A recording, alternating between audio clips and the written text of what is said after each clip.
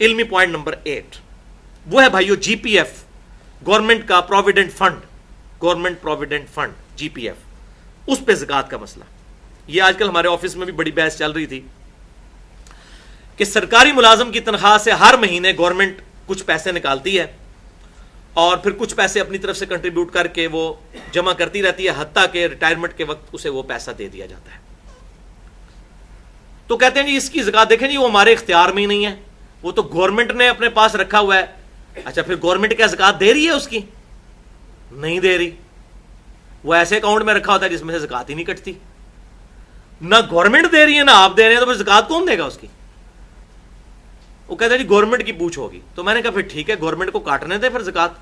अब तो ये कानून आ गया कि जीपीएफ पे भी ज़कात कटेगी।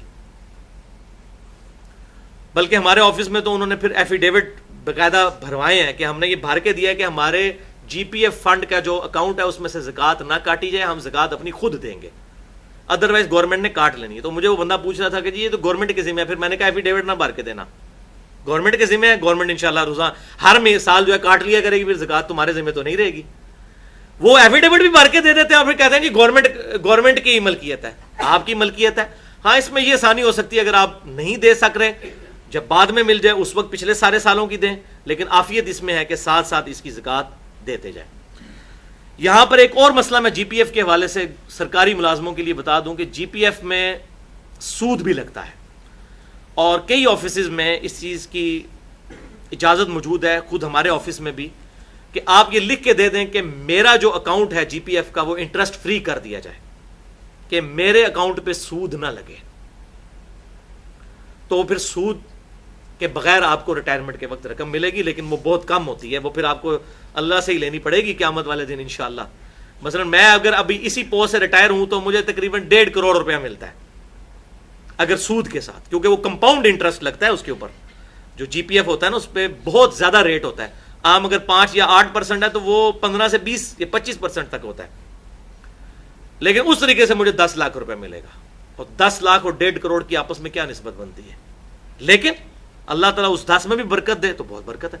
तो हमने तो भाइयों अक्सर हमारे ऑफिस में लोगों ने एफिडेविट भर दिया है कि हमारा इंटरेस्ट फ्री कर दिया जाए जीपीएफ। फिर लोग कहते हैं नहीं जी ये तो गवर्नमेंट तोहफा दे रही है। अभी मौलवी भी है ना फतवे देने वाले, वो कहते हैं जी तानू क्या है जी, अखा बंद कर लो कबूतर आ, गवर्नमेंट दे रही है ले लो। यार हमें तो पता है इस बात का। कहते नहीं जी नहीं आप हम बच सकते हैं जहां, वो फिर और बहाने बनाते हैं। वो कहते हैं जी देखो जी ये जो तुसी कुर्ता पाया है ना जी, ये कुर्ता भी जिस मशीन पे बना है वो भी सूद पे आई हुई है, तो सूद तो आप तक पहुंच रहा है। ये अक्सर लोग कहते हैं। और जिस सूद का धुआं तो पहुंच ही रहा है, तो डायरेक्ट भी खा लिया जाए तो क्या है? इसका फकी वाला जवाब, एंटी वेनम लॉजिकल आंसर, इल्जामी जवाब भी ले लें। इनको ये कहें कि अल्हम्दुलिल्लाह हम अपने इस एटमॉस्फेयर के अंदर हजारों जरासीम इनहेल करते हैं कि नहीं? जितनी बार सांस लेते हैं ये चलते हुए, कितने जरासीम अंदर जा रहे हैं, धुआं पहुंच रहा है ना। तो इनको कहें ये अमरूद कीड़ों वाले आपके सामने रखते हैं, आप उसको खोलें, कीड़े मोटे मोटे नजर आए लेकिन आप खा लें। इतने जरासीम भी खा रहे हैं ना, तो कीड़ों वाले अमरूद भी खा लें, खैर है। क्या है? सूद का धुआं पहुंच ही रहा है ना, डायरेक्ट भी खा लें तो खैर है। तो उधर कहेंगे नहीं नहीं नहीं, नहीं इससे तो बच सकते थे। तो भाई जहां जहां बचेंगे वहां बचना फर्ज है। ला युकल्लिफुल्लाहु नफ्सन इल्ला वुसअहा, अल्लाह ताला किसी जान को उससे ज्यादा नहीं आजमाता जितनी उसकी ताकत है। हमारी ताकत नहीं है इस मामले में बचने, लेकिन जहां जहां बच सकते हैं वहां वहां सूद से बचना जरूरी है। वलियाज़ु बिल्लाहि तआला। लिहाजा ये मसला भी मैंने अल्हम्दुलिल्लाह क्लियर कर दिया।